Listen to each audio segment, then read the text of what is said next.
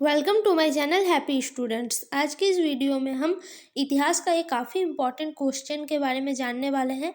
ये क्वेश्चन एक ही क्वेश्चन है और इसका आंसर आप एक ही तरह से लिख सकते हैं, लेकिन ये क्वेश्चन क्या होता है, एग्ज़ाम में आपको कई तरीक़ों से पूछा जाता है। तो बहुत सारे बच्चों में क्या होता है, ये कन्फ्यूजन आ जाता है कि किस तरह से हम इसके आंसर को लिखें। तो जो क्वेश्चन आज का वीडियो का बनाया गया है वो है, कृष्णदेव राय के शासन का संक्षिप्त विवरण दीजिए। आपको पता है कृष्णदेव राय विजयनगर साम्राज्य के महान शासकों में से एक थे, तो उनके शासन का संक्षिप्त विवरण दीजिए। ठीक है, इस तरह से भी क्वेश्चन पूछा जाता है। फिर कृष्णदेव राय के शासन की विशेषता, विस्तार और सुदृढ़ीकरण थी, साक्ष्य के आधार पर इस कथन की पुष्टि करें। इस तरह से भी क्वेश्चन को पूछा जा सकता है। या फिर विजयनगर साम्राज्य के विस्तार में कृष्णदेव राय के योगदान पर प्रकाश डालिए। इस तरह भी डायरेक्ट क्वेश्चन पूछा जाता है। और जो एक तरीका है वो है, कृष्णदेव राय को विजयनगर साम्राज्य का सबसे महान शासक क्यों माना जाता है, व्याख्या करना। तो इस तरह से आप यहाँ पे देख सकते हैं, एक ही क्वेश्चन को 4 अलग अलग तरीक़ों से पूछा गया। तो अब हम देखेंगे इसके आंसर को हम किस तरह से लिख सकते हैं। तो चलिए स्टार्ट करते हैं। तो इसका आंसर हो जाएगा, देवराय द्वितीय की मृत्यु के बाद विजयनगर साम्राज्य में अराजकता फैल गई। देवराय द्वितीय जो शासक थे, उनके मृत्यु के बाद विजयनगर साम्राज्य की जो शासन व्यवस्था थी उसमें काफ़ी समस्याएं देखने को मिल रही थी। धीरे धीरे पुराना संगम राजवंश समाप्त हो गया। धीरे धीरे जो पुराना संगम राजवंश था वो अब खत्म होने को आया। इन परिस्थितियों में कृष्णदेव राय ने तुलुव वंश की स्थापना की और स्वयं विजयनगर पर शासन करने लगे। जब संगम राजवंश का खत्म होने का समय आ गया, उस समय क्या हुआ, कृष्णदेव राय ने तुलुव वंश की स्थापना की। तो एक ऑब्जेक्टिव क्वेश्चन ये भी पूछा जाता है कि तुलुव वंश का सबसे महान शासक कौन था, तो कृष्णदेव राय इसका आंसर हो जाएगा। ये ऑब्जेक्टिव में पूछा जाने वाला क्वेश्चन है, तो याद रखिएगा।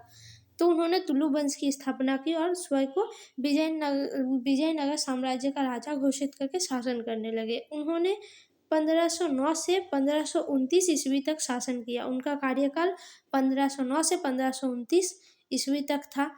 उनकी मुख्य उपलब्धियां निम्नलिखित थी। उनका क्या क्या उपलब्धि था शासन व्यवस्था में, अब हम वो देखेंगे। तो राज्य का विस्तार, कृष्णदेव राय को विजयनगर के पुराने दुश्मनों यानी बहमनी साम्राज्य और उड़ीसा से क्या हुआ, उत्तराधिकारियों के मुकाबले करना पड़ा। बहमनी साम्राज्य से विजयनगर साम्राज्य के जो शासक बने कृष्णदेव राय को, उनके उत्तराधिकारियों से मुकाबला करना पड़ा। 7 वर्षों तक कई लड़ाइयां लड़ने के बाद उन्होंने उड़ीसा को कृष्णा नदी तक विजयनगर के जीते हुए क्षेत्रों में वापस करने के लिए मजबूर किया। और इस तरह से उड़ीसा और बहमनी साम्राज्य का जो कृष्णा नदी का क्षेत्र था उसको भी जीतकर उन्होंने विजयनगर साम्राज्य में वापस करने के लिए मजबूर कर दिया। फिर उसने अपनी स्थिति मजबूत की और तुंगभद्रा के दोआब के लिए अपनी पिछली लड़ाई शुरू कर दी।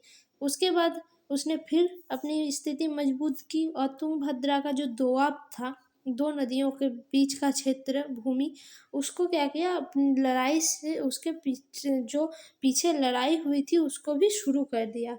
परिणाम स्वरूप उसके 2 शत्रु उड़ीसा और बीजापुर एक दूसरे के साथ गठबंधन में आ गए। इसलिए क्या हुआ, उड़ीसा का जो कृष्णा नदी का क्षेत्र था वो भी लड़ाई करके लिया गया और जो आपका बीजापुर का क्षेत्र था, तुंगभद्रा का दोआब, ठीक है, उसको भी उन्होंने जीत लिया। तो इस तरह से ये जो 2 जहाँ के शासक थे वो दोनों क्या करने लगे, गठबंधन में आ गए।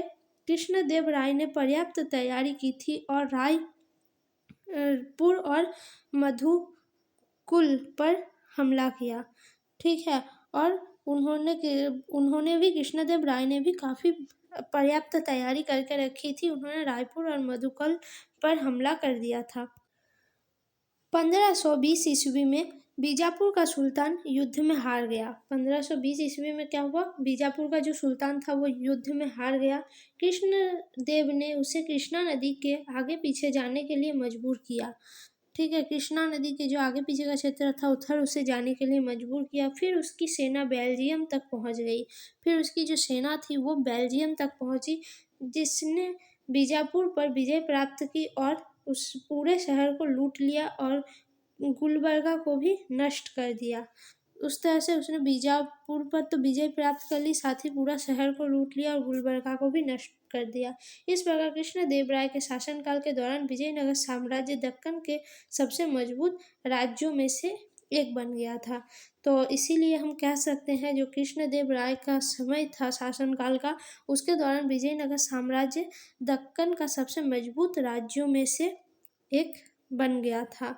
तो यहाँ पे उनका शासन का जो व्यवस्था था वो देखिए। अब हम लोग देखेंगे महान वास्तुकार और विद्वान कृष्णदेव राय के बारे में। कृष्णदेव राय स्वयं एक महान विद्वान थे। वो स्वयं एक महान विद्वान थे। उन्होंने विजयनगर के पास एक नया उपनगरीय शहर बसाया और एक बड़ा तालाब बनवाया जिसका उपयोग सिंचाई के लिए किया जाता था। ठीक है, विजयनगर साम्राज्य के पास उन्होंने क्या किया, एक बहुत बड़ा तालाब बनाया और एक नगर की भी उपनगर की स्थापना की, और जो तालाब का पानी था वो विजयनगर साम्राज्य में सिंचाई के लिए उपयोग किया जाता था। वो तेलुगु और संस्कृत के बहुत अच्छे विद्वान थे। ठीक है, वो तेलुगु और संस्कृत का काफ़ी अच्छा ज्ञान रखने वाले थे।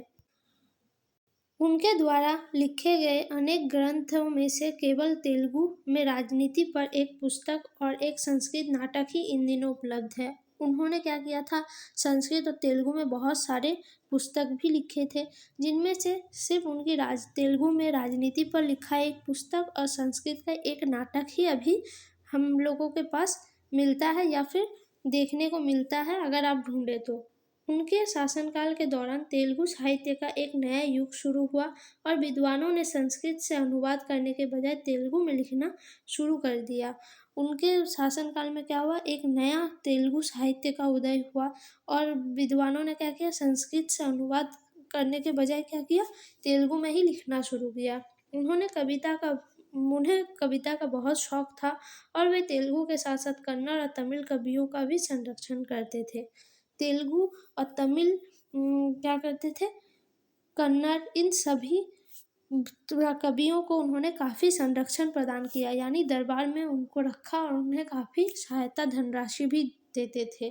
उन्हें कविताओं का काफ़ी शौक था।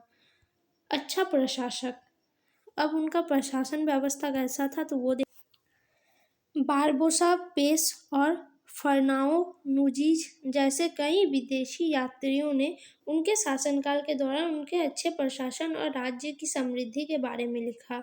ये जो बारबोसा, पेश और फर्नाओ नुनीज जैसे लोग थे, ये विदेशी यात्री थे जो विजयनगर साम्राज्य में कृष्णदेव राय के शासनकाल में आए थे। उन्होंने उनके अच्छे प्रशासन, राज्य की समृद्धि के बारे में काफ़ी लिखा है। कृष्णदेव राय की प्रमुख उपलब्धियों में से एक सहिष्णुता की भावना का उदय था, क्योंकि हर कोई कहीं भी आने जाने के लिए स्वतंत्र था। जो उनके साम्राज्य का मुख्य विशेषता था वो था सहिष्णुता। यहाँ पे हर कोई, विजयनगर साम्राज्य का हर व्यक्ति एक जगह से दूसरे जगह अपने मन के अनुसार अपनी आज़ादी से जा सकता था, उसके लिए कोई रोक टोक नहीं था। किसी भी धर्म के बारे में नहीं पूछा जाता था और वो किसी भी धार्मिक प्रथाओं को अपनाने के लिए स्वतंत्र था। व्यक्ति को किसी धर्म विशेष पर जोर नहीं दिया जाता था जो आप इस धर्म को माने। कोई भी व्यक्ति कोई भी धर्म मान सकता था, वो किसी भी प्रथा को मानने के लिए स्वतंत्र था। कभी भी धर्म पूछकर अत्याचार या फिर भेदभाव नहीं किया जाता था। बारबोसा ने राज्य में न्याय और समानता के लिए कृष्णदेव राय की प्रशंसा भी की है। कृष्णदेव राय की बारबोसा ने काफ़ी प्रशंसा की है अपने किताब में न्याय और समानता के लिए, जो नागरिकों में समानता और न्याय की भावना थी उसको देखते हुए। अंत में यह स्पष्ट है कि कृष्णदेव राय विजयनगर साम्राज्य के सभी शासकों में से महानतम थे। इसलिए अंत में हम ये कह सकते हैं कि विजयनगर में जितने भी राजा हुए, जितने भी शासक आए, उनमें से कृष्णदेव राय सबसे महान शासकों में से एक थे और वो महान थे। उनका जो विजयनगर साम्राज्य के विस्तार में है काफ़ी योगदान रहा और इसीलिए उनको एक महान शासक के रूप में देखा जाता है। तो इस तरह से आप इन क्वेश्चनों का आंसर लिख सकते हैं। आपको ये वीडियो कैसा लगा कमेंट में ज़रूर बताइए। अगर वीडियो अच्छी लगी तो वीडियो को लाइक कमेंट शेयर ज़रूर करें। साथ ही और इम्पॉर्टेंट क्वेश्चन के लिए आप चैनल को सब्सक्राइब करें। धन्यवाद।